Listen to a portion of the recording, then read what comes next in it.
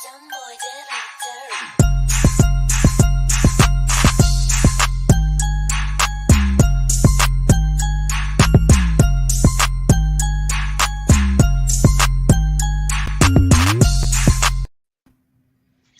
right. Welcome back to another episode of In the Green Bets. Justin here with Grant. What's up? We are coming off the high of the Masters. RBC gets to suffer that fate, but it was a fun tournament. Obviously, Scheffler kind of running away with it, made it a little less exciting down the stretch. But either way, got to see Tiger tee it up finally after a long time.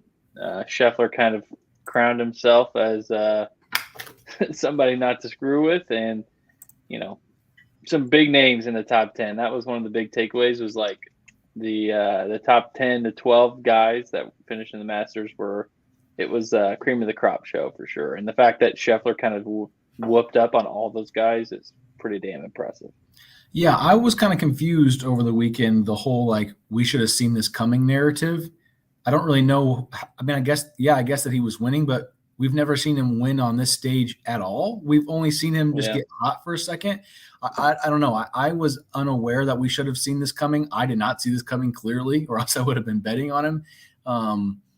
But for him to come in and do this is not something that Scottie Scheffler has done or has shown us at all. So, it's more of a kind of a credit to him thing. It'll be interesting to see his run going forward, if it slows down, if it keeps going, if he kind of just turns into a guy who's just consistently, a top 5 player in the world.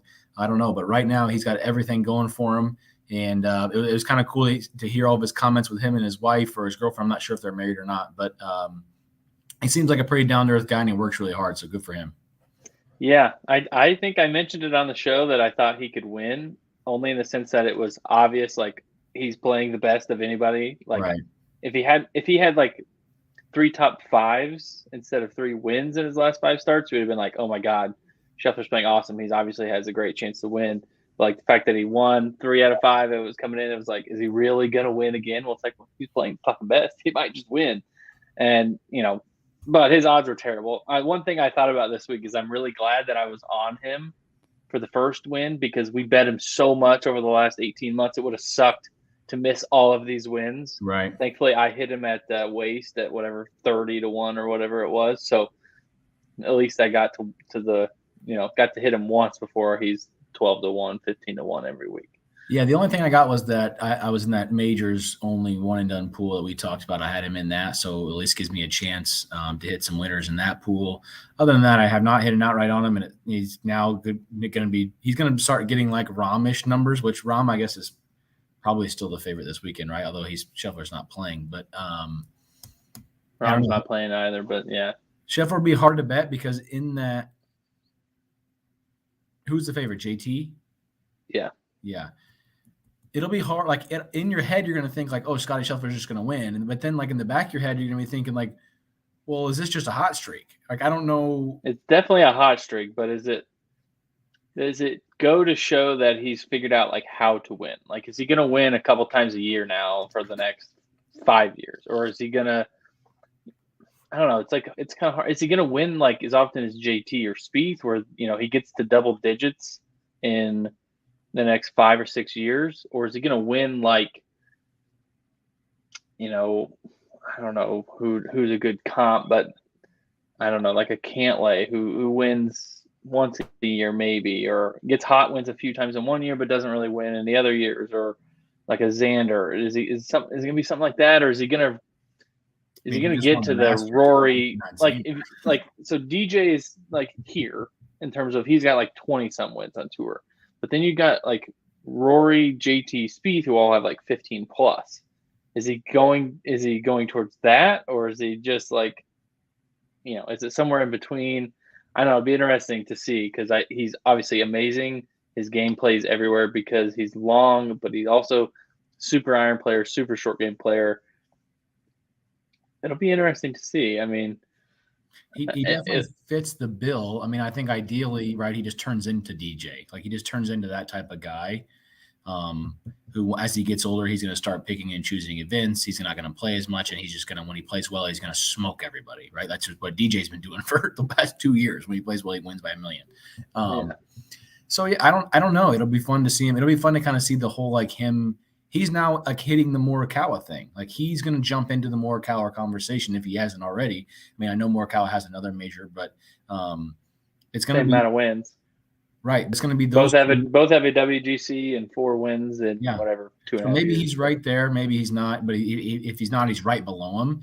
But as far as like good young players, holy moly! I mean, we got some. We got good some luck picking who's going to win the big events. We also have some good ancient players in Tiger Woods. He came back.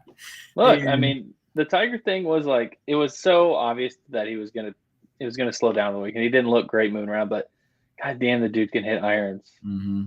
Like when he was feeling pretty good and comfortable, like, man, he hit some awesome iron shots.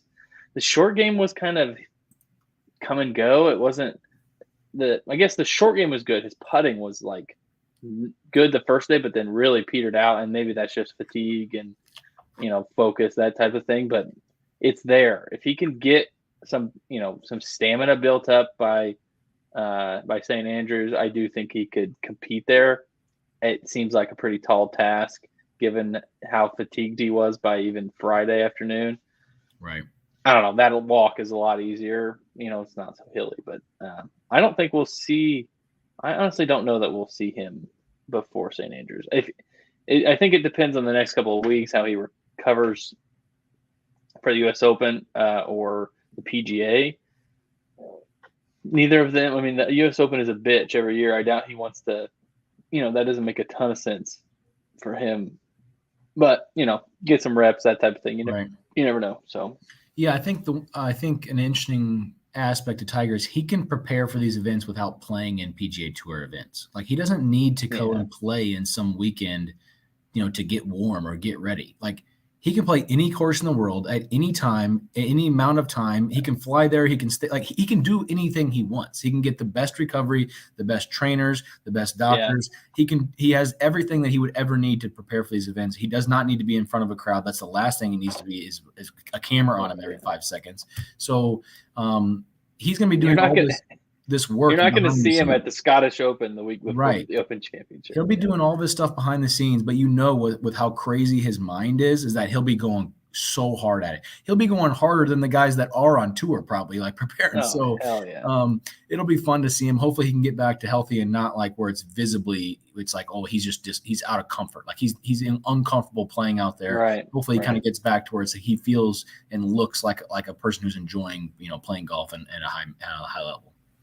Yeah, his gait may never be the same, but if it got to the point where it wasn't like so obvious that he was just like grinding on every hill, He looked like one of us after we got like a Charlie horse or something. Hell yeah! I mean, he looked like somebody who broke their leg and had barely walked over the last year. But nevertheless, I broke even last week. I think you lost a couple. It was a weird weekend. I got screwed. I hit my triple top 20, JT Scheffler DJ 3-1. That was nice. That kind of saved me a little. Matchups weren't great. I don't know. It was a weird hit. JT top 10, hit a couple top 20s and 30s, but Siwoo Kim stuck his putter up my rectum on Sunday. And Henley the same thing. He missed the top 20 by a couple shots.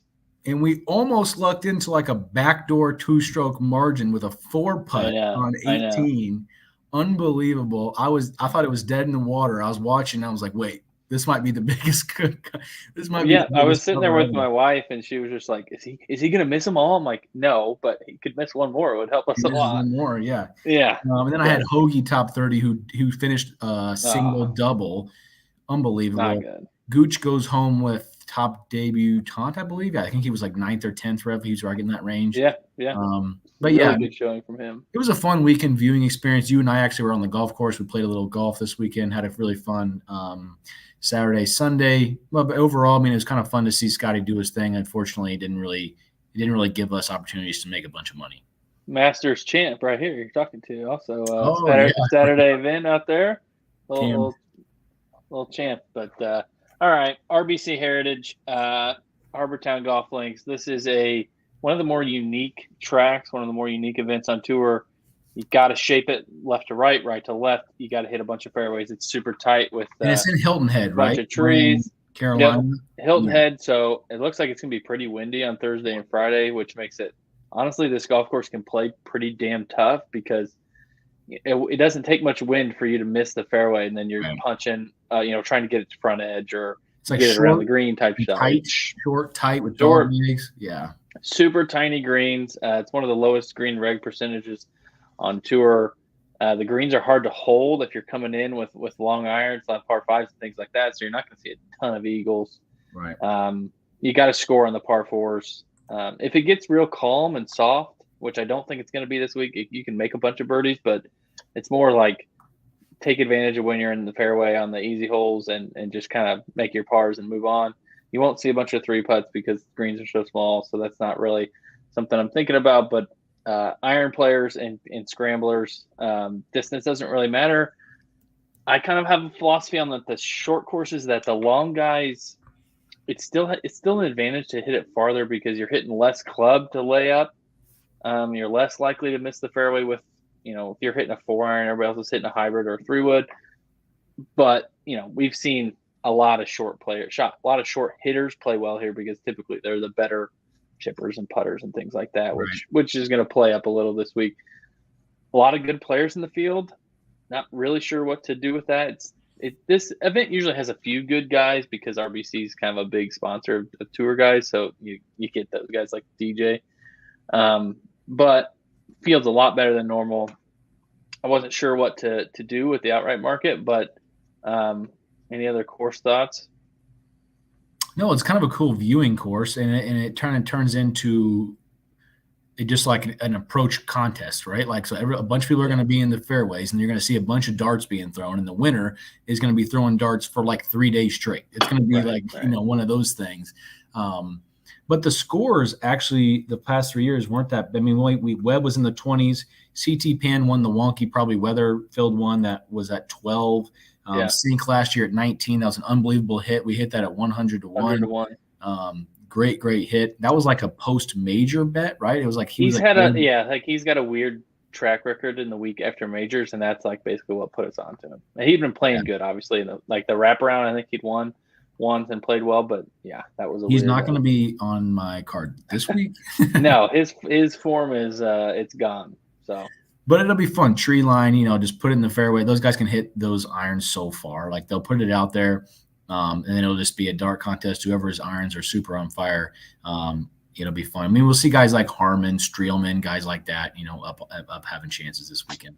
Yep. And the other thing to mention is we've seen some long shots. I don't know this week if we'll see that with more good players, but we've seen some really crazy long shots. We've also seen some chalk. I mean, Webb won here when he was chalk. I think Jason Day, Matt Kuchar.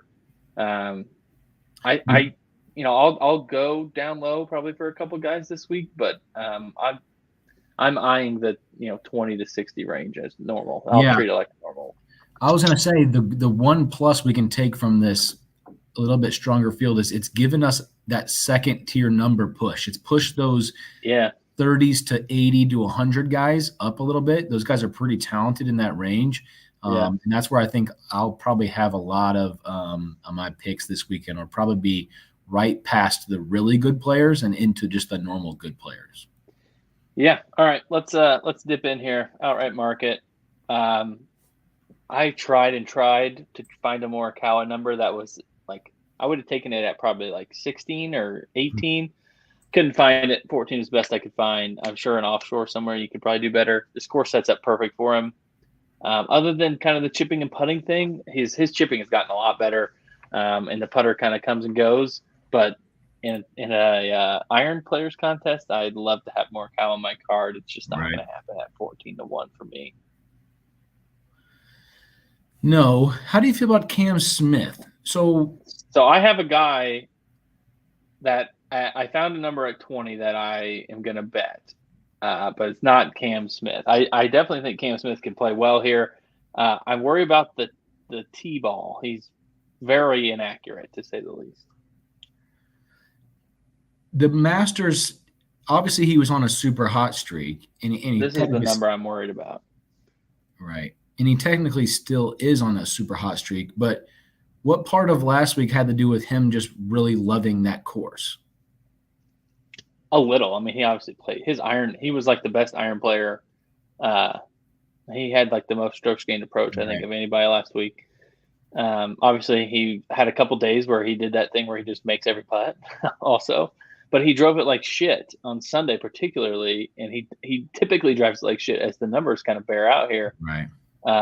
So I worry about that. Now, they're taking the driver out of his hand on a number of holes here, but yeah, I don't know. He wasn't like my first glance. Obviously, Morikawa and JT, of course, that's a great for them, but but their numbers are too low for me. The guy that I found at 20, Cantlay at 20, I know he's not been playing amazing, but we're really not that far from him playing like 5 straight rounds in the top 10. Played okay last week, and he has 3 top 10s, including 2 top 5s here. It's a nice bounce back spot for him. He's obviously amazing at pretty much everything. So 20 on him is kind of a value for me when you compare him to Lowry or Connors. I know those guys are good, but Cantlay's got about 3 times as many wins as them. So I'm going to start my card with Cantlay at 20. Yeah, actually, and I do agree with what you said. Obviously, Cantlay is a little bit of a step ahead, but I do think that Lowry 20 is playable. I think that isn't the worst number ever. I would rather play it than Connors for sure. Yeah, I don't mind it. I mean, he obviously is playing unbelievable. I mean, that run he was making on Saturday this weekend was awesome. He's been in unbelievable form ever since we saw him at that Rainfield tournament, whatever that was. Was that Arnold Palmer maybe? Yeah. So I don't mind him. Or Honda maybe, yeah. So I don't mind him at a course like this at all. The 20 is like right on the edge. That's kind of like if it was a 1 instead of a 2. You might be able to find it better. I'm not really sure. Probably stay away. But it seems like 20 is pretty consistent. On DraftKings, he's actually 18, unfortunately. I won't be betting that. But I don't mind the 20 for his guys up here. I mean, I'm not going JT Berger, I guess. I don't know. DJ for me was I considered DJ if I could find him at 20, but I didn't. Oh, DJ is on Caesars. DJ is 20-1. So, and Lowry's 22. So that's not bad. I like that. Yeah, Lowry 22. That'd probably be where I'd start for mine. DJ at 20 he's playing better than Cantlay, so potentially that makes more sense. I think Cantlay's history here is significantly better, but I may switch that to DJ, one of those 2 guys for sure at 20. As we tick down the board, I definitely like Berger. I think you can find him higher than 28. I'd like Hatton. I know he played like shit last week. He finished DFL, but this course is nothing like that. He's played really well here. He's been playing well up into last week. So I don't have any problem with him. I think you can find him at like 35 or 37. If you look around, this range has a lot of guys I like. Neiman. I like Neiman at 33, 35. Question. I'm sorry to interrupt you, but I have a quick question. Is the book's algorithm just approach, or what is wrong with Russell Henley? Why are his numbers at all times bad? It's a good question because he doesn't fucking win. But this is not like every single week his numbers are like this. I guess they're scared of him because of all their modeling shows that he's awesome. Like if you pull up my model, they're using the same. Everybody's using the same stats, so everybody's models are going to say the same shit. He pops 5th here in my model. I guess they're scared of the fact that it's like the underlying stats would indicate that he's probably going to win, but he's not getting my money at that number. I'll take. People are betting it. That's why I don't know that people are betting it anymore. I think people were, but if you can give me, honestly, I don't like Billy Horschel, but Billy Horschel has about 5 times as many wins as Russell Henley. Neiman, I'd way rather have Neiman. Neiman just wired the Genesis. He played pretty good last week. I'd much rather have Sungjae at 33. Like if we're talking all these guys in the 30s, 1,000 times over him. What is that? What in the world? Yeah. It makes no sense to me. Don't bet Russell Henley at 33. No, seriously, just away from that. It'll be. The worst part is he will like make a playoff and just disappoint the hell out of you. That would be even the worst thing. So in the 30s, I will definitely have a couple of guys. I'm leaning and Sungjae for sure. Sungjae for sure. Yes, I agree. Spieth is interesting because his short game is so good, and this course you're going to miss a bunch of greens. So, maybe he can kind of, make up for it if if he's missing some fairways and stuff. But Sungjae's playing awesome. Neiman's playing good. Bounce around, see what we got for numbers. I like that 35 on Neiman. You can get a 40 on Sungjae. So, what is the Fleetwood number? This is like the range this is where I'm starting to settle in, this range. 55. Yep, I like that. I'm not going to bet Fleetwood for the same reason I'm not going to bet Henley. He doesn't win. But so there are some numbers when we get down in like the 50s that I like. Right. Your guy Hadwin, number one in my model. I know he can't win either, but I think I found a 65 on Hadwin. Everybody in the world is going to bet Adam Hadwin this week, just for the record. That's a fact. Not that matters, but he'll be unbelievably popular outright. Yeah, he's going to pop in everybody's model for sure. Siwoo, I will definitely have. I think 55 here. I think I saw him at 60 somewhere. He'll stick the other end of his putter up your ass this weekend. Yeah. Pete Dye thing. I ran some Pete Dye numbers. Wow. Webb, DJ Harmon, Cantlay, Fitz, and Neiman. Obviously, Siwoo's a multi-time winner on Pete Dye. Less than 2,700 yards tee to green. Siwoo was like third in mine too, which is nice. Yeah. So he'll probably be on the card.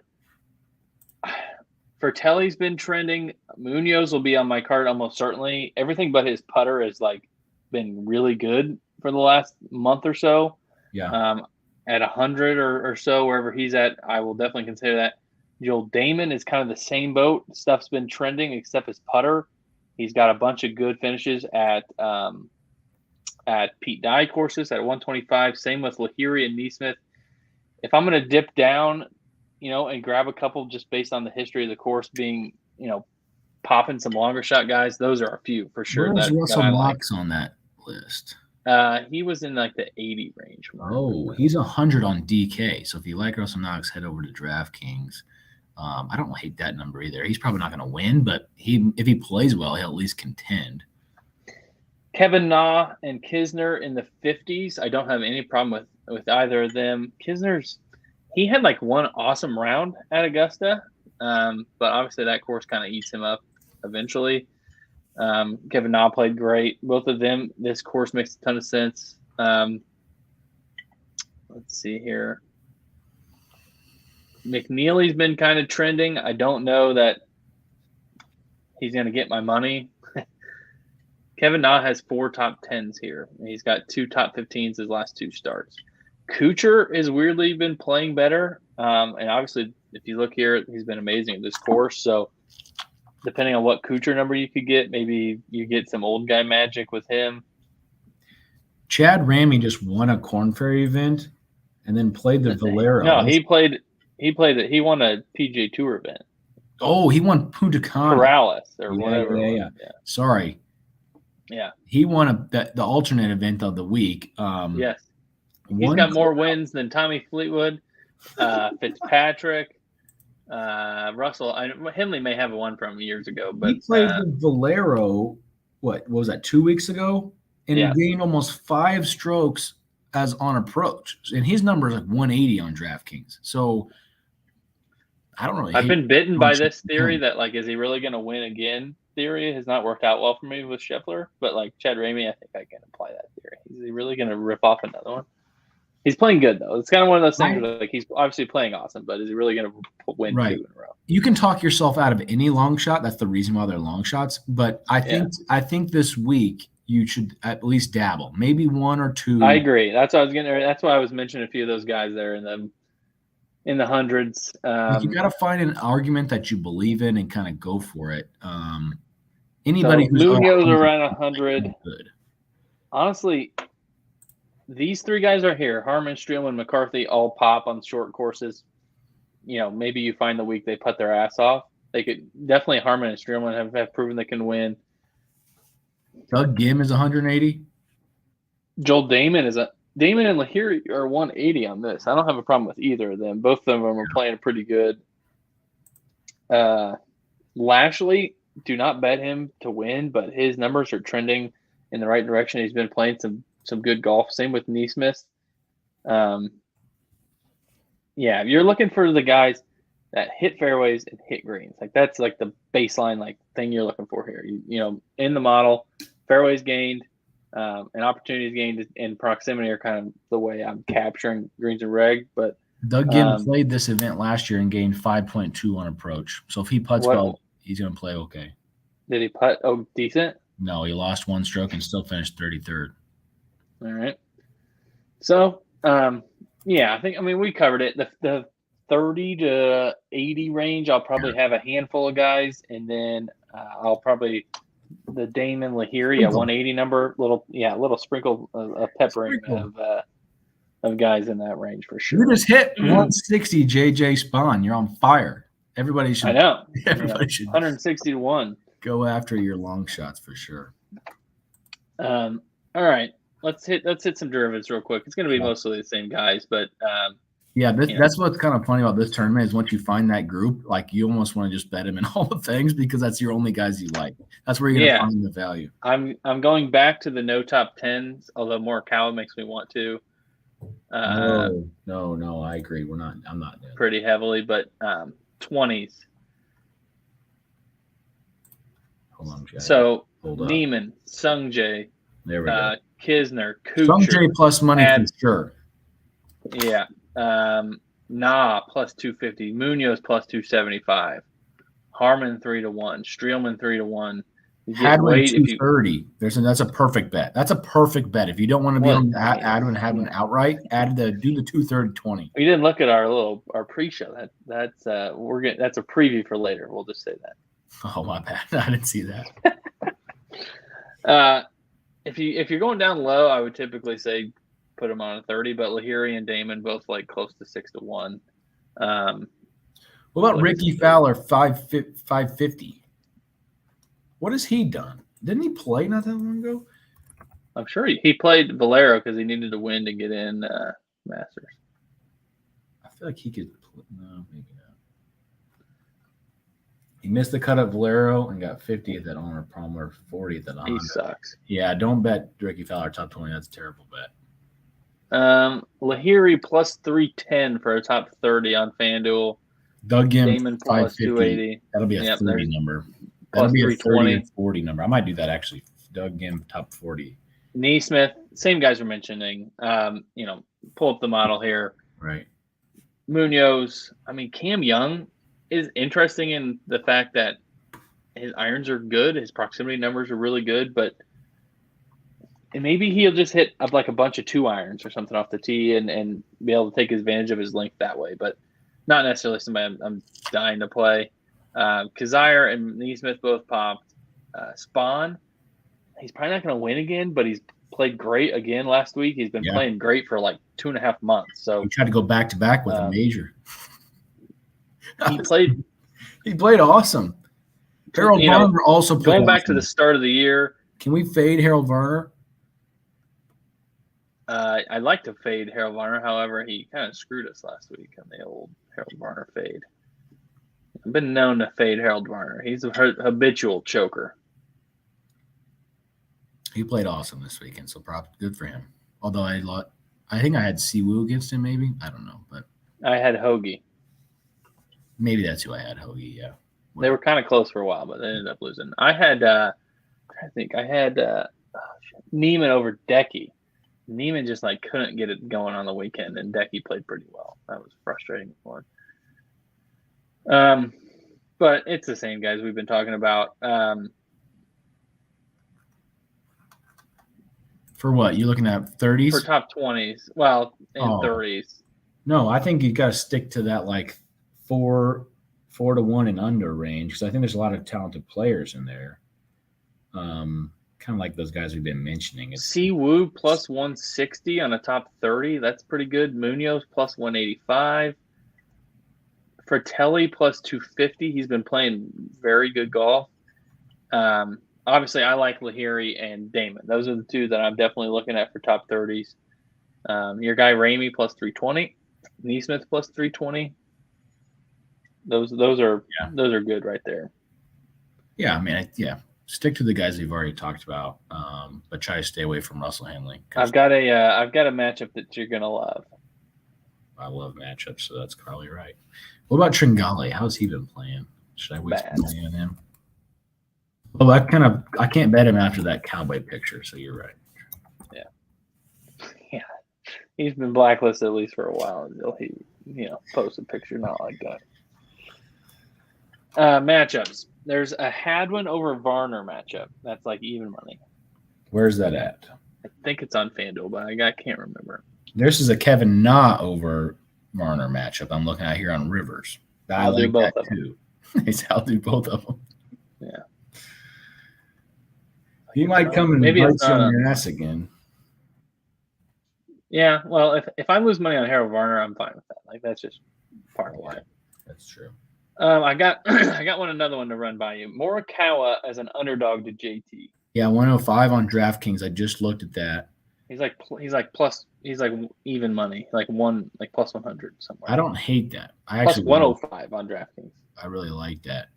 Mostly because JT just leaves a sour taste in my mouth every time I bet him. He always has one bad day every fucking time. But Morikawa just is. It's almost like his floor is a little higher than JT right now because JT. I kind of agree with that. That was kind of my thought. Is like, I feel like it's a motivation thing with JT. JT doesn't seem always like wanting to I don't know what he gives up too fast. I don't know. He also I don't know. He some days he'll just can't hit the driver, and then it's a different day where it's like I just can't putt. Yeah, and the opening Thursday of the Masters, he couldn't hit an iron shot. I was like, what the hell's going on here? I don't know. So I like Morikawa's floor just a smidge better, and that is on DK. Hadwin over Varner. It's the very last one. I don't know. Siwoo over Chris Kirk. Chris Kirk's been playing okay, but I kind of like Siwoo in that. Sungjae plus money over Neiman. I like Neiman, but I would prefer Sungjae at that number. Oh, this one I liked. Harmon over McCarthy. They're the same at minus 110. I like that one a lot. I do too. I think that while Denny's putter can definitely get hot, Harmon's just a better player. Cam Young's not going to play well here, right?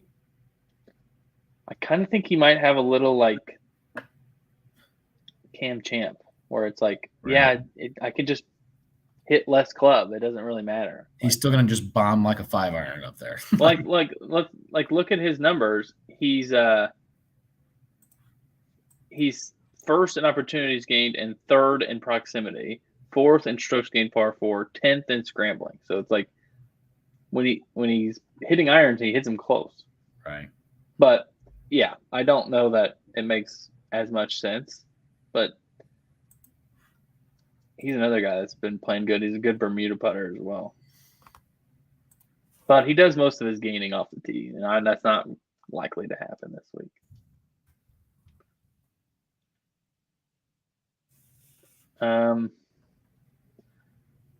Matchup wise, though, it's the same thing every week. They just keep pairing. They look at their model and they just pair the two guys up next to each other, and it's like, well, it's kind of hard to bet matchups when you do that. But this week you're going to see a bunch of cards of all these model guys. We're going to see a ton of that, which is going to be probably the same for us. But it's all the guys you like for outrights are going to be the same group because they're all going to be a little bit. They're not all going to be the favorites.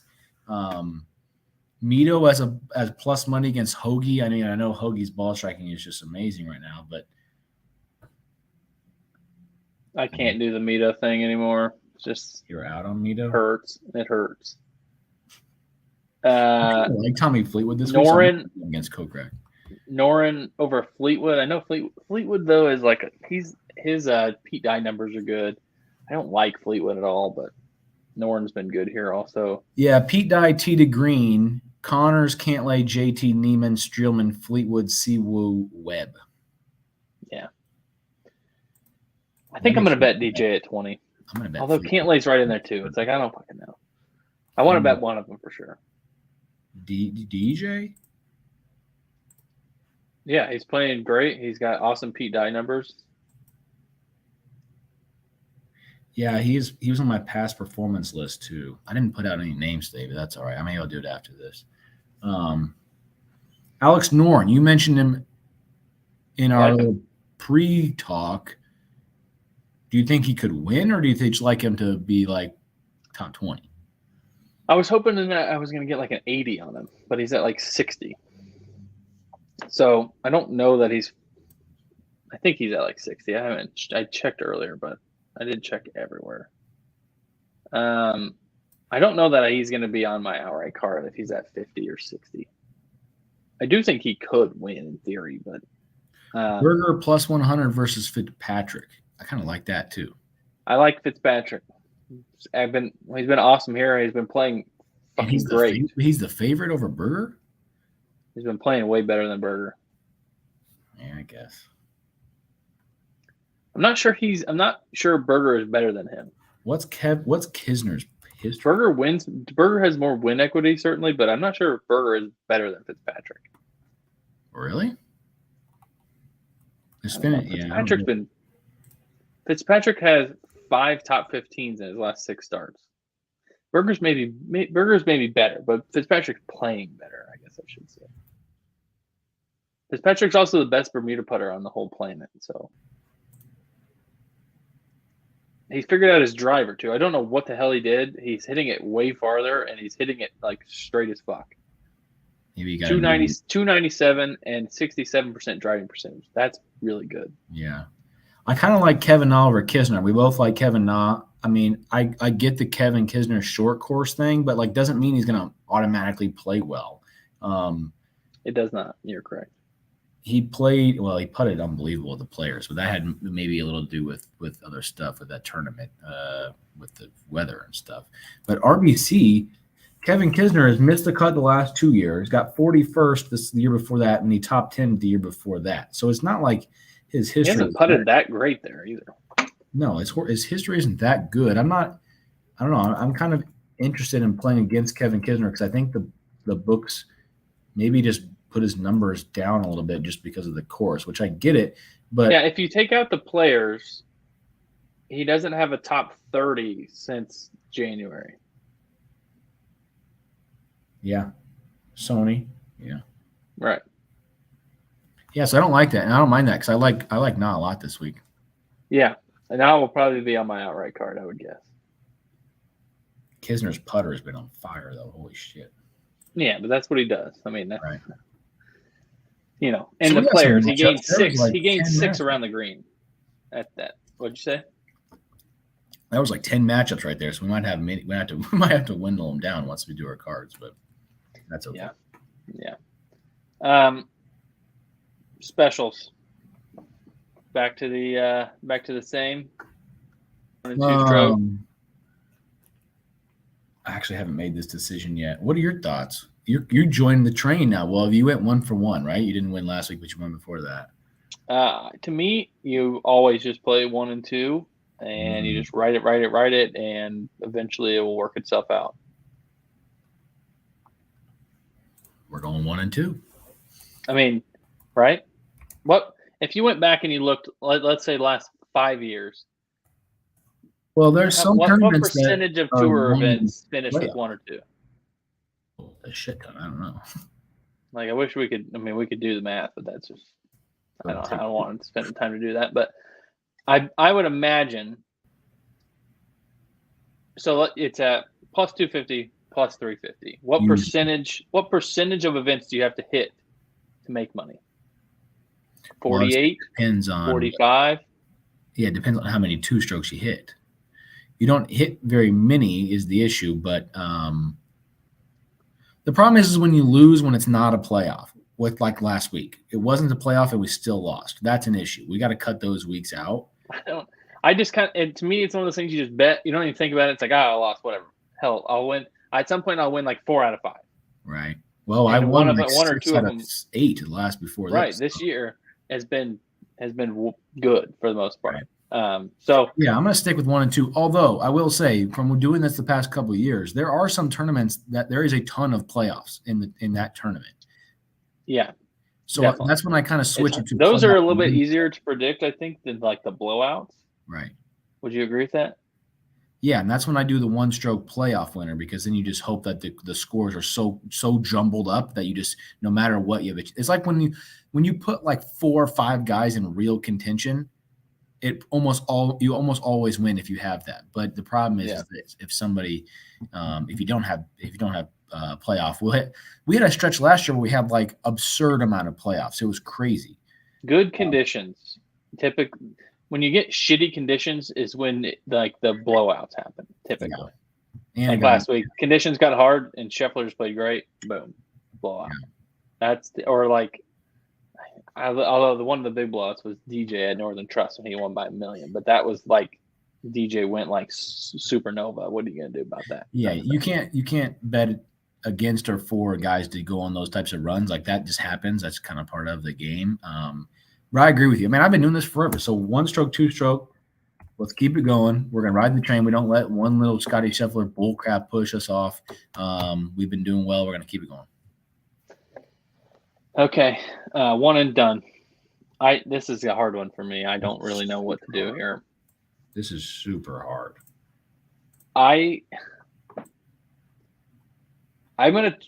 not gonna go like Hadwin or somebody like that, because I want to try to get somebody who can win. This feels good enough that I can take somebody who I think can actually win. Hadwin won me 344,000 at the Valero. It's true, but that field was way worse than this one.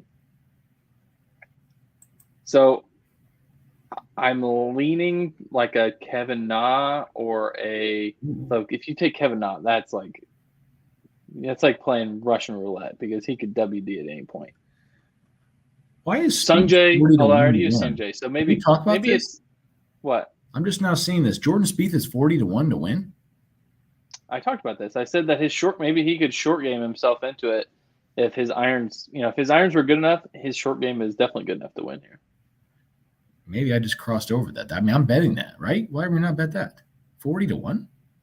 Because he's but like, what the fuck? 40-1. I don't know. Jordan Spieth, 112th in putting over the last 24 rounds. That's not ideal. I don't know. That's very strange. So one and done. Are you going to stick like odds wise to like one of these guys at the top? Yeah. Yep. Could I use Fleetwood, or is that a terrible idea? I don't think it's the worst idea. I may take like Neiman. It's not a terrible idea. What happened to him after he got done with Tiger? He just imploded. It wasn't great. I don't think he played horrible. I think he finished like 4 over. So I think didn't he finish like 35th?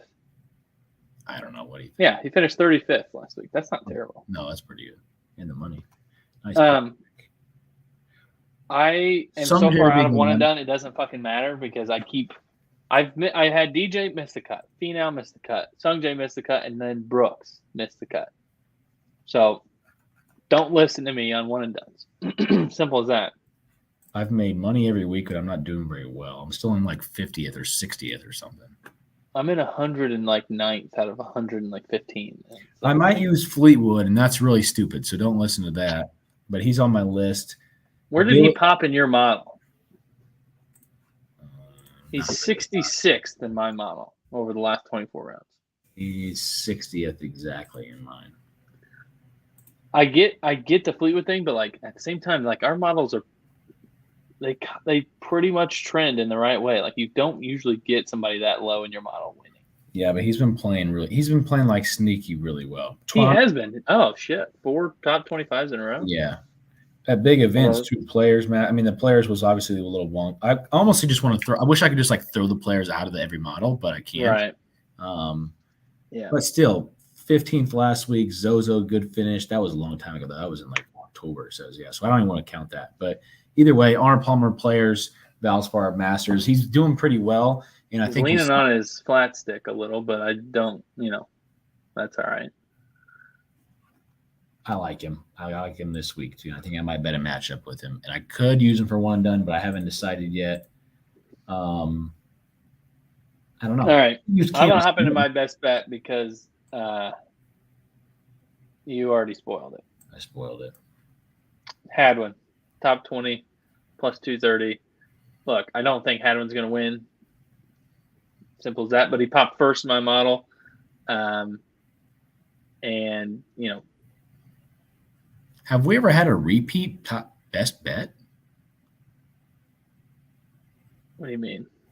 Hadwin top 20 was my Valero best bet. Maybe. I don't know if we I have. don't know. That'd be great if we hit it again. That'd be. He's basically doing all of the things that you have to do well to succeed here. 7th in approach, 25th around the greens, 10th in opportunities gained, 1st in proximity, 12th in fairways gained.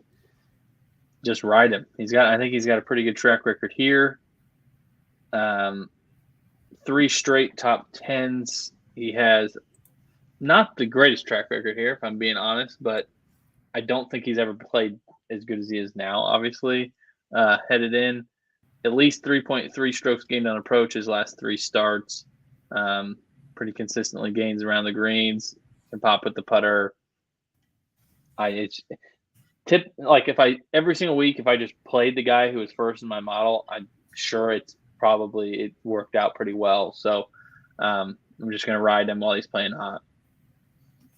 I like it. I thought he was going to win that event. Unfortunately, he didn't, but he still played pretty well. So he's top 10. Yeah, so I like it a lot.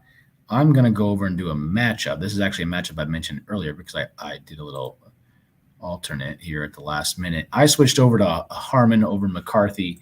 McCarthy has one thing. That's it. He has one thing.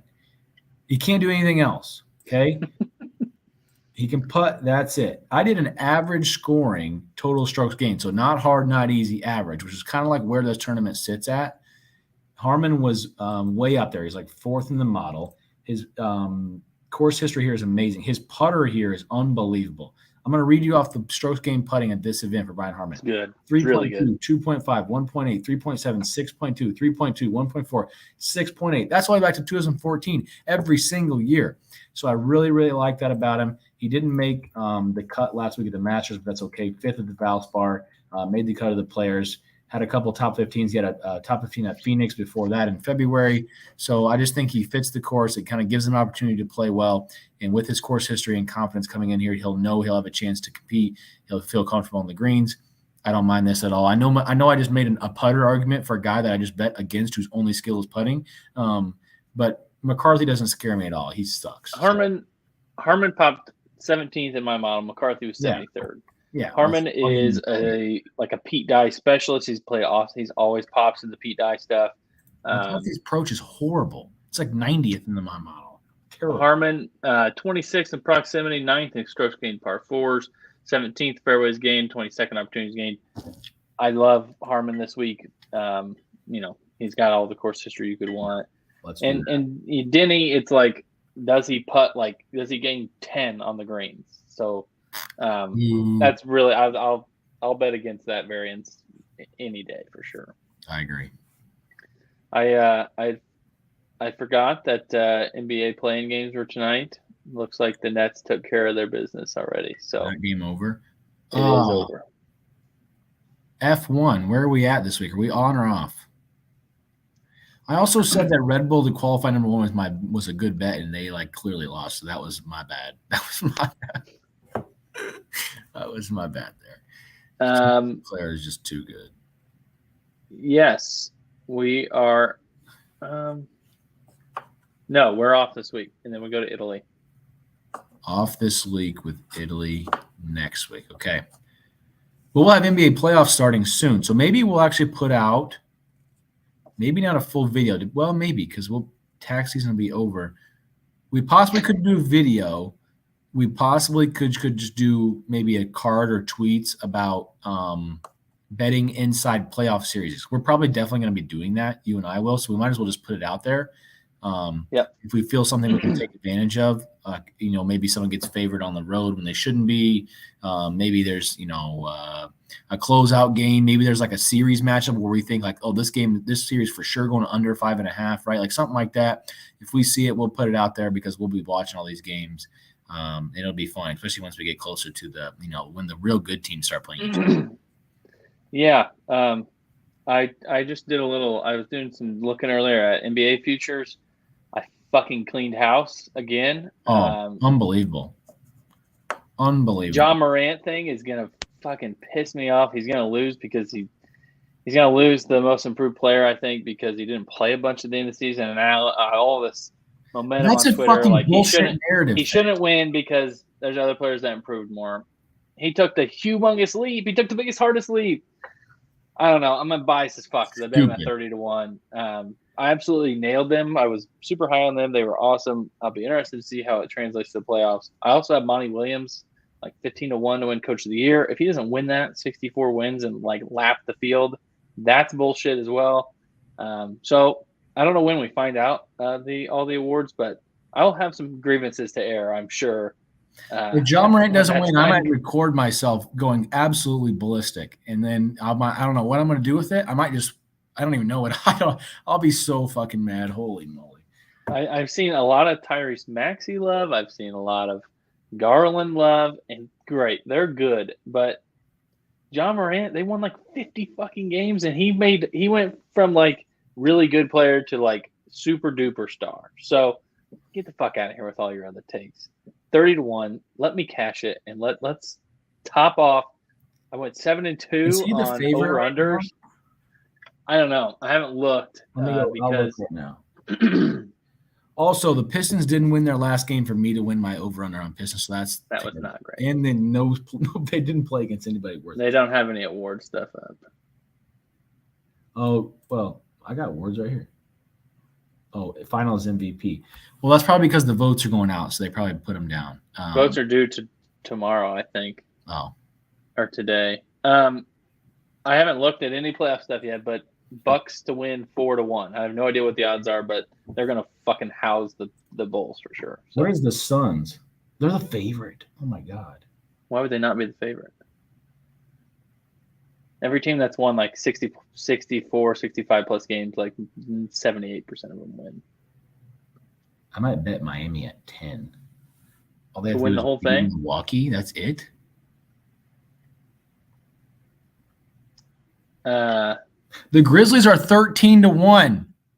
Why do you think that is? Because they won a bunch of games. They have fucking John Moran on their team. God and a good coach.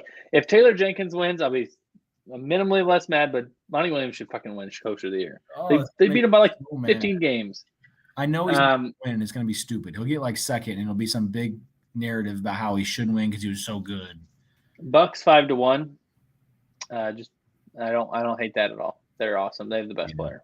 That's not bad. We should take advantage of this because the Warriors are not winning, and the Warriors are the fourth favorite. So you should just bet around them.